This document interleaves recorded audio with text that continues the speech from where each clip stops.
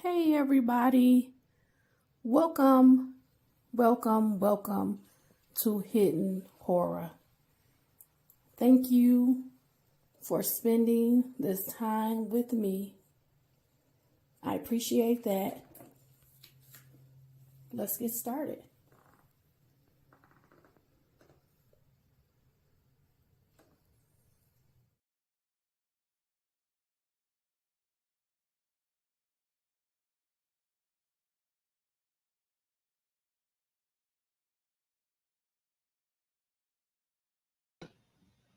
Hey everybody, welcome to Hidden Horror. I wanted to bring you this information. I was going to attach it to a video that I did a few months ago, um, but I decided not to because the person has not been convicted.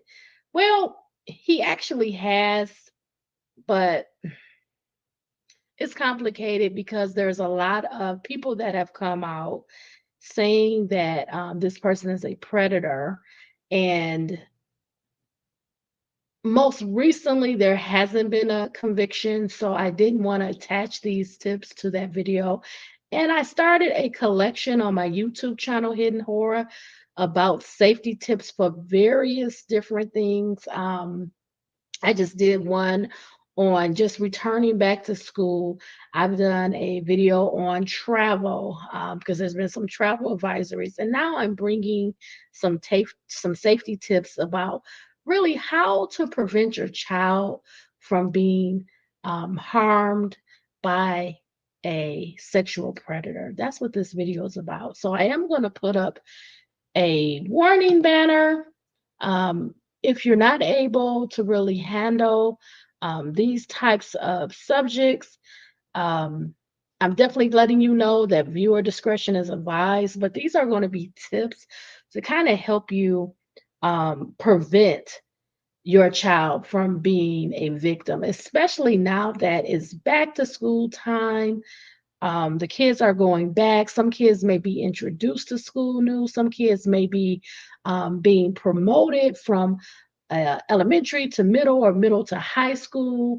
And that comes with meeting new people, that comes with changes, that comes with pressure, new social challenges, more bullying, all of that. So, I wanted to do this video kind of in tandem with the back to school safety tips because they kind of go hand in hand. I mean, we always need to be aware, alert, aware of people, aware of who we interact with, who our kids interact with. And that includes at school, that includes extracurricular activities, programs, religious services. People are hidden. That's why this page is Hidden Horror. They're hiding their true intentions, they're concealing their behaviors, their thoughts, and they're not going to come out and say they're a predator. You have to uncover it, you have to do your research, you have to check the sex registry, you have to learn about this person, whether it be on a personal level, if it's school related, again, religious, it's everywhere. And I could go on and on, but I'm going to stick to the article. I'm not going to do any videos in this one. I'm going to stick to the article so you can hear the tips, and then I will add in any additional advice because unfortunately, I also too have been a victim of a predator, and many people have.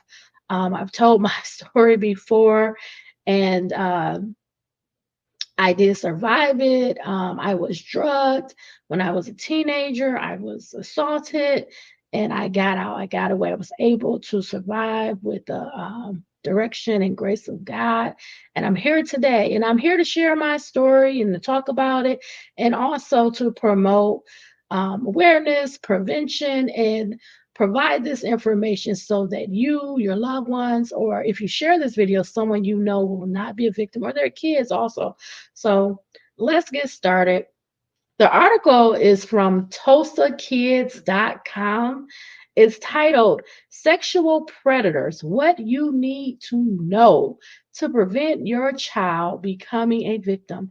The article is dated September 12th, 2022, and it's written by Betty Casey. It's an excellent article, and it's linked on the Hidden Horror Facebook page if you want to refer to it later.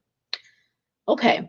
As schools start and children begin to visit friends' homes and get back into activities in a variety of settings, it is a good time to review strategies that may prevent our children and youth from becoming victims of sexual abuse. No parent wants to think that it could happen to their child, yet pretending it doesn't exist won't make abuse go away.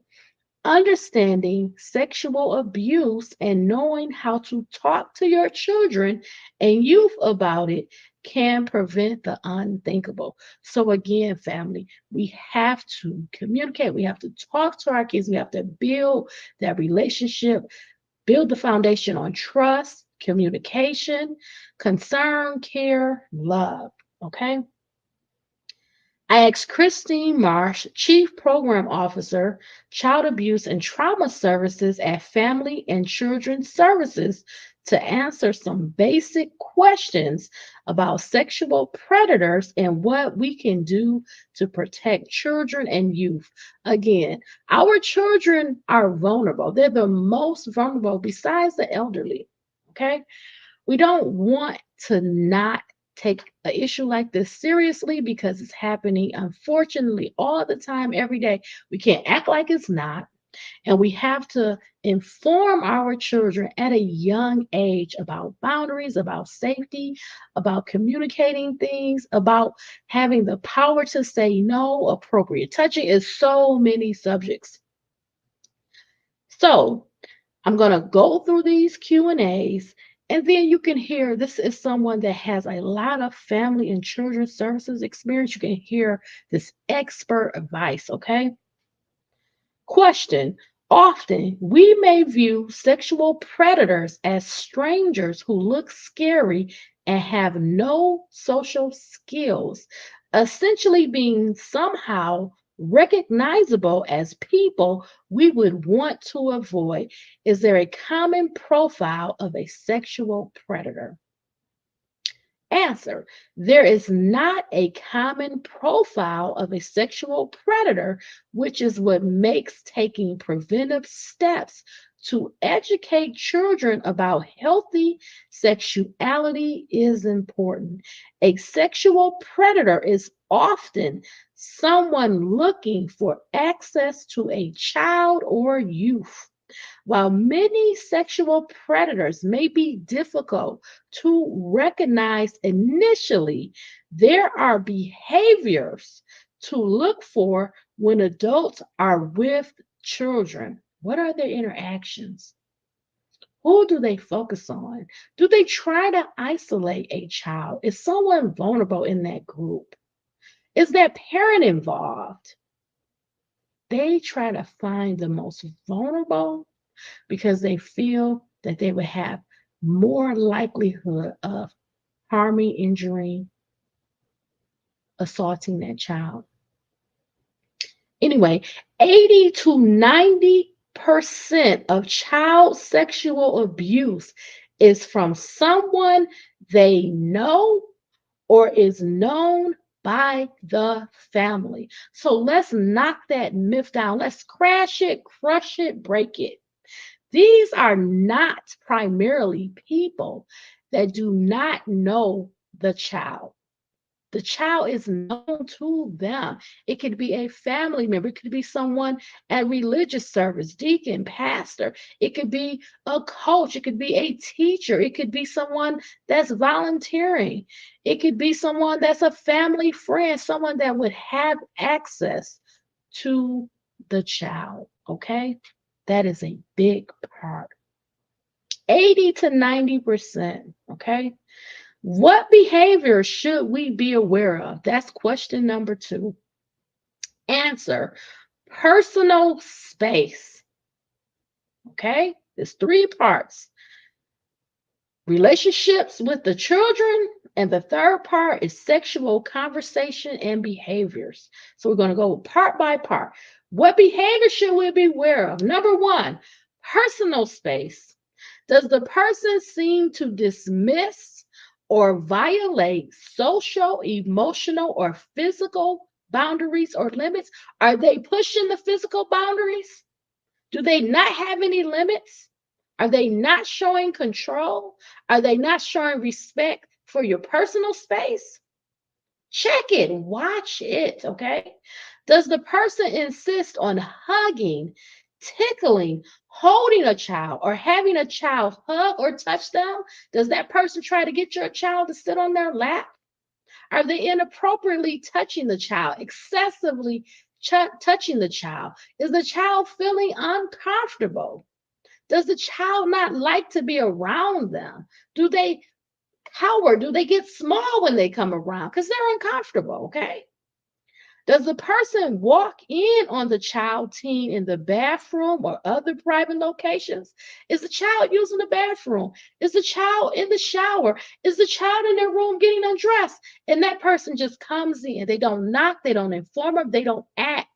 They violate the personal space, they violate the boundaries of the child intentionally.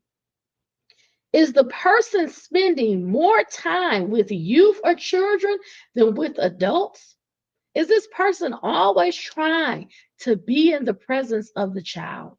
Oh, I'll watch the child. I'll volunteer with the child. I'll take the child. I want the child to be with me. I want to take the child with me. Can the child come over? Can I take the child somewhere? Oh, I'll take the child to the store. Are they spending more time with the child than with adults? That is not normal, okay? Does the person try to have a long time with the child? Does the child have siblings? And the person says, oh no, I'm only going to take that one. Oh no. Oh, that one can spend a night. Oh, you're coming with me. Do they get upset when the child doesn't want to go? When the child wants to be with other kids, but they want a long time with the child? Please check for it, okay? Number two, so we talked about personal space. Now we're going on to relationships with the children, okay? The person confides in the child or teen and looks for emotional comfort, normally shared with adults, or works to have the child teen confide in them for emotional comfort. Suggests or starts to have secret interactions with the child and encourages not telling another person. Communicates with the child through text, emails, social media without the parent or another adult being aware and seeing the messages. And not just communicate. Is there any inappropriate communication? Are the text messages inappropriate? Is the conversation inappropriate? Is there an exchange of any adult sexual or unclothed pictures? What are the conversations like? Are they appropriate for the relationship? Okay. The person encourages secrecy, privacy between them and the child. They try to have uninterrupted alone time with the child. Uninterrupted alone time. What are they doing alone? Are they behind a closed door? Are they in a bedroom? What are they doing with the child? Why are they alone with the child? Do they offer to babysit, transport, spend time with the child without others around? Do they offer to buy gifts or take them to events? These are gifts. These are ways to endear the child to them. If they babysit, are they babysitting them alone? If they pick them up to transport them somewhere and spend time with them, are they doing it alone? They allow the child to have more adult like or inappropriate behaviors, cussing, watching risky movies, etc. If they shop for the child, are the clothes appropriate? Is this person offering to buy the child lingerie or inappropriate clothing? Why would an adult buy a child lingerie or underwear or bras? You have to look at the behaviors. And are they allowing them to grow up fast? The cussing, the interactions, the behaviors, what they're doing, what they're talking about. They're watching adult movies, are they watching pornography, etc. Number three, sexual conversations and behaviors. A perpetrator may introduce the child to pornography, highlight sexual images, body parts, tell suggestive or dirty jokes, and talk with the child about dating, their body, etc. How about exposing their body? Asking to see their body, touch their body, take pictures of their body. Send me a picture. If you send me a picture, I will send you one, etc. Question: are sexual predators looking for certain types of children or teens? They're looking for the most vulnerable, easy targets, okay? Yes, they usually look for a child with a minimal adult involvement, a child who may already have problem behavior with family or friends, a child who wants, needs attention, or seems to need help. They also look for children that have already been abused. They see it in them, they see it in their personality, their attitude. It's really sad. They see some kids that don't get attention or may not have an adult that cares or shows concern. And this person may appear as if they're being supportive, helpful. They may provide things, they may buy things for the child, but it's all behind their intention, okay? Children who are using drugs or have behavior that is questionable that the predator can use against the child also pose a risk. Children who are low functioning and less believable, if they were to tell someone about unwanted adult behavior, they may even target someone that has a disability, a mental disability, a physical disability, or an impairment. Children who are easily influenced or manipulated by bribes or threats may be victimized. Also, they may target someone very young because they may not have an understanding of what is happening to them. Okay. Question: sexual predators can be charming, manipulative people that we know. Are there signs that parents can look for that may be red flags, or how can we protect our children and teens from these types of people? The best way to prevent sexual abuse is to talk about normal sexual behavior and development with our children. You have to talk to them. You have to explain to them. You have to detail them. And you have to answer their questions. Ask them, do you have any questions? What are your thoughts? Do you have any concerns? Do you know about sex? Do you know about a healthy relationship? Encourage them. Have friends. That's really good. It's good to have a social environment where you're talking to people, your peers, people your age, people you go to school with, people that you know. But you also have to let them know that as they develop, some things are normal in developing, okay? By having conversations with children, the topic of sexual development, normal sexual behavior, and body privacy, safety at home, in public bathrooms, on a team sport, changing clothes, etc., is less secretive and reduces the chances of someone being able to manipulate the child. So, what they're saying is if you talk to your child first, if you instill in them first, so that they have the knowledge. They might not have the experience, but you have these conversations. You set up examples, you set up scenarios, you talk to them, they talk to you.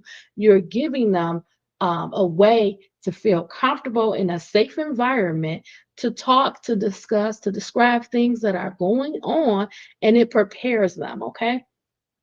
And that's a good thing, okay? They won't be easily manipulated by a predator.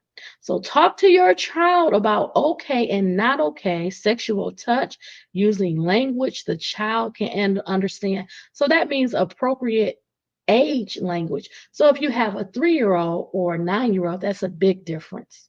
So you may talk about touches differently to a 3-year-old. Okay. You don't allow anyone to touch your private area. You don't allow anyone to touch your chest. You don't allow anyone to touch your body. You come and you tell mommy, you come and you tell dad, you go and report. You have to talk to them at that level. But when they start getting into a teenage era, you don't use that type of language. You say, nobody has a right to violate you. No one is allowed to touch your breasts, your vagina, your penis, your butt, your anus. None of that. Your language changes, okay? So make it age appropriate. Now, here are also some red flags, signs of sexual abuse or grooming, because it starts with grooming. It starts with someone that they know most of the time, and then they groom them. They bring them in slowly. They violate the space. They do inappropriate touching. They do inappropriate conversations.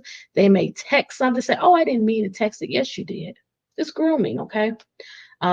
The child spends less time with the caregiver family, may become depressed or regress in behaviors. You may see them sad, you may see them down, you may see them withdraw or feel withdrawn, less talkative, less active, may not want to be around, may not want to attend things, may not want to be around their peers, may not want to do activities. You have to inquire, you have to pay attention and ask why. What has changed? What's changed? When did it change? Who have they been around? Who have they been talking to? Check their phone. Check their internet searches. See what they've been looking at. See who their friends are and what they've been texting, okay? There may be changes in sleep, and the child teen may become easily angry or sad or have an attitude change, abnormal sexual behavior or interest. So are they acting out? Are they angry all the time? Are they quick to anger? Who are they hanging out with? Did something change? Are they not able to sleep now? Are they having issues that you see that are concerning? They may become overly compliant, have unexplained illness complaints, may gain or lose weight, have a decline in grades or overall functioning. Other signs may include the child teen having new items, wanting to spend more time with the adult person alone, have pain when urinating or during bowel movements, and wet the bed. They may want unsupervised access to the internet, phone, or computer. Well, you always have to monitor that with your kids. But you do want to pay attention to any changes in behavior. If there is a decrease in their grades, if they don't want to go to school, or if they're going to school and not even doing their work, what is their mindset at? What are they thinking about? What's going on in their world? Okay, pay attention to relationships your child has with adults and teens. Is an adult paying too much attention to your child? Are there ongoing offers to help the family or parent by caring for the children, giving gifts to the child, even giving money, right? Buying gifts, buy inappropriate gifts, okay? Communicate healthy relationship expectations to your child about how a friend adult should behave and what normal physical behavior is for an adult and a child. Question regarding teens: how can parents teach their teens about adults, such as coaches or activity leaders who may be grooming them? Parents may be fearful of adolescents getting into willing relationships with adults before they have the experience to understand the consequences. Answer: for teens, have conversations about some adults not understanding healthy sexual development and teach them to know what to do if an adult they like, trust, or know seems to violate the healthy boundaries you have taught them. Be sure to spend time talking with your teen about their relationships. If they feel uncomfortable, what they like or don't like about an adult, if they are ever alone with a coach or activity leader. Teach children to tell you or another identified trusted adult if they feel uncomfortable with an adult. So sometimes something will happen, right? But your child won't necessarily tell you. And that's why you have to really be keen and watching their behavior. But you always want to tell them if you feel uncomfortable, if something happens, you can always talk to me or you can talk to a trusted adult. Let them know who they can talk to because they may not come to you first initially. Maybe they have a favorite aunt or uncle or a granny or grandpa, and they may want to go and talk to them as long as they talk to someone so you can find out what's going on, okay? Question: without making children, teens fearful and paranoid about everyone, what can we tell them to keep them safe? Explain not all adults people understand healthy boundaries, and some may want to do things that are not okay so they can feel better, loved, liked, but that is not okay. Have ongoing conversations about how they feel with others, good, bad, confusing, all three, including their own friends regarding boundaries. So you have to have a conversation about boundaries. An example could be when your kid gets a little older, you're not going to give them a bath anymore. They're going to give their own bath. So when they take their bath, they're going to close the door. You're going to let them know that if someone needs to use the bathroom, they have to wait until you're done in the bathroom. You're not going to allow them to come in. You have to put boundaries up with people. You have to know the power of the word no. I said no. I mean no. I mean what I say. No. Okay. Let's continue. Question: what kinds of questions should parents ask before signing their children up for activities, sports, clubs, church groups, etc., to know that the organization is doing everything they can to protect children? Answer: parents need to know the organization's adult child ratios and expectations of oversight. Does the organization allow an adult to be alone, one on one with a youth? If so, why? Why is that happening? That shouldn't be happening. Does the space allow for good oversight, observation of adult child interactions? Is there a way to monitor adherence to policies? How can parents be assured an adult will not have access to be alone with their child? Avoid allowing a child to be in a situation with only them and one adult. Teach children to avoid being alone with an adult or isolating during parties, events, etc. Ask for a buddy system. Ask about restroom breaks, rules, oversights. So I'll give you a couple examples. You can inquire if there's a background check done in these groups, organizations. You can ask, can I volunteer? You can ask, well, what is the setup? Is there a group? Is there one on one? Because there really shouldn't be one on one. If there is activities, if there's a program being run, can the parent show up? Can the parent view it? And sometimes you say, well, if there's leadership, is the leadership checking in? You always want to have people that you can trust, people that are running programs that the children hopefully are either familiar with or they're trusted individuals. So, for example, if you have school programs, some of the people running school programs may be school staff or administrators.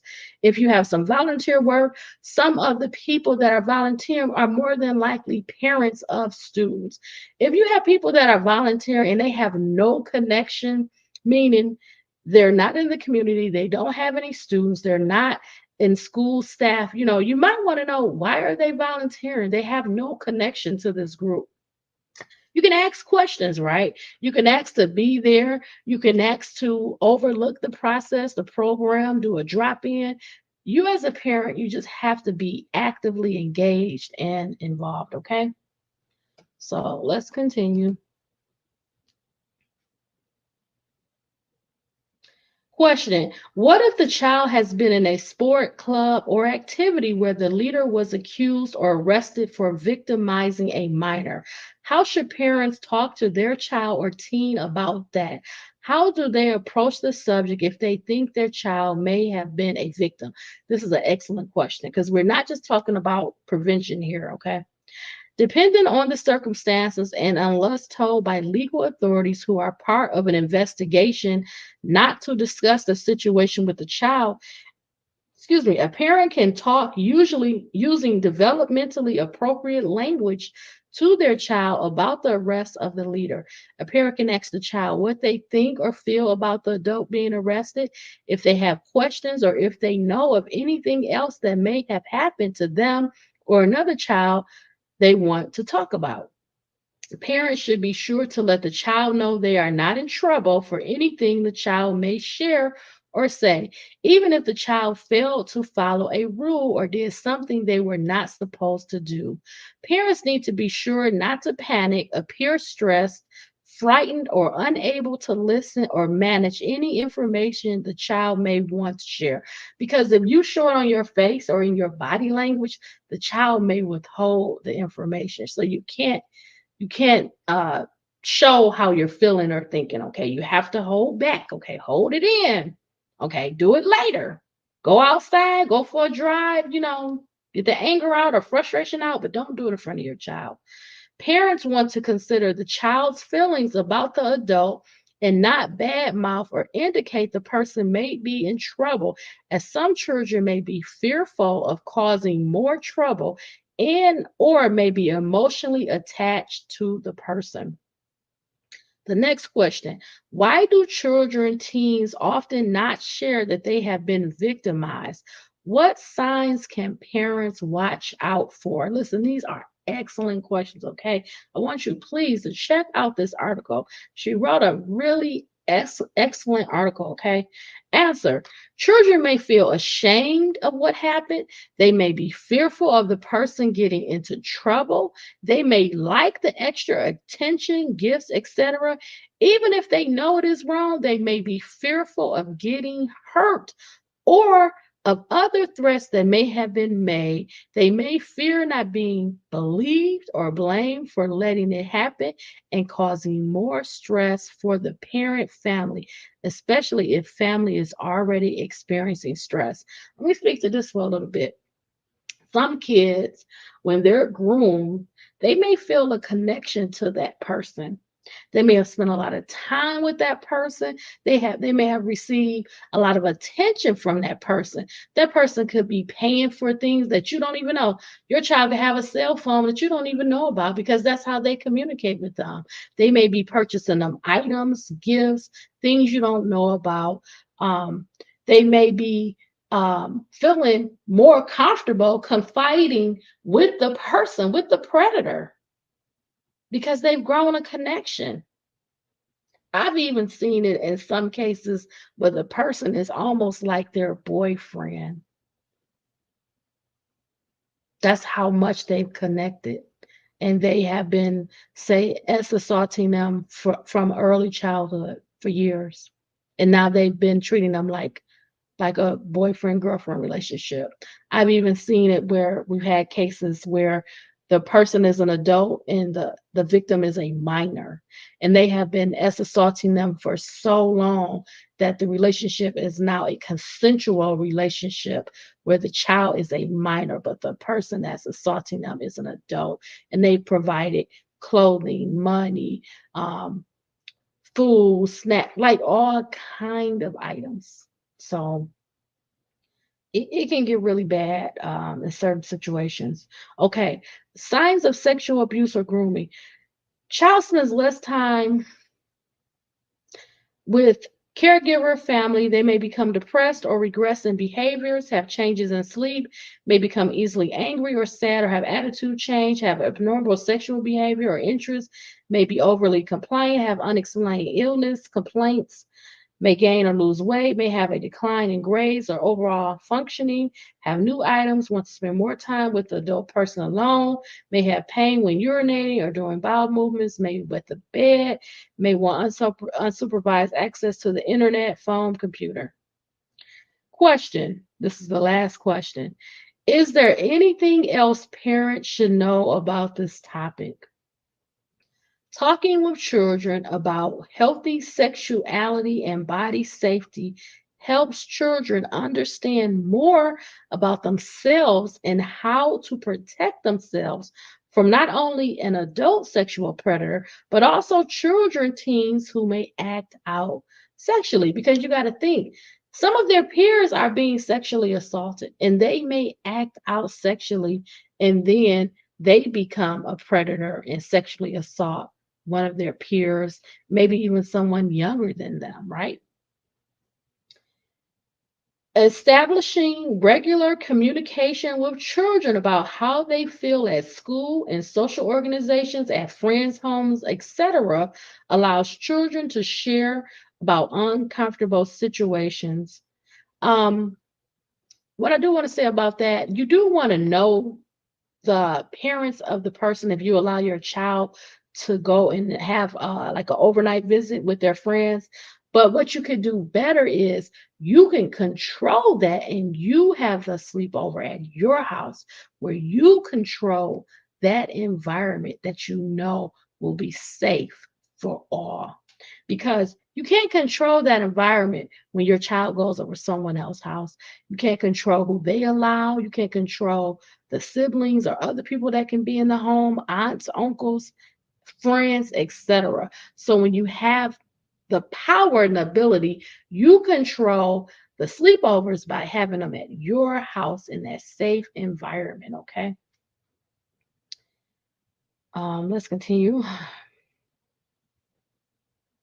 Sharing information at the child's developmental level promotes awareness that can be built on as the child gets older, allowing for natural opportunities to discuss the child's understanding and comfort to discuss with a parent.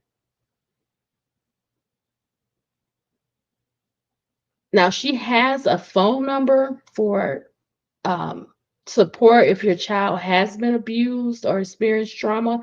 And then she also has a link for age appropriate books about talking to your kids about sex. You can check out the link on the Hidden Horror Facebook page. Um, Overall, this is like a very big, important topic. I'm just bringing it up now because, again, the kids are getting back to school. They're going to be more involved in extracurricular activities, sports, programs, after school things. And they're going to be busy.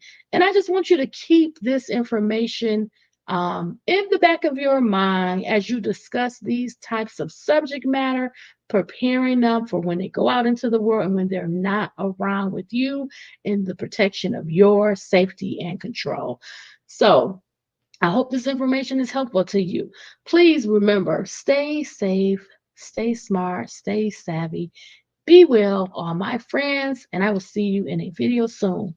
Bye, everybody. Remember, stay safe. Keep your kids safe.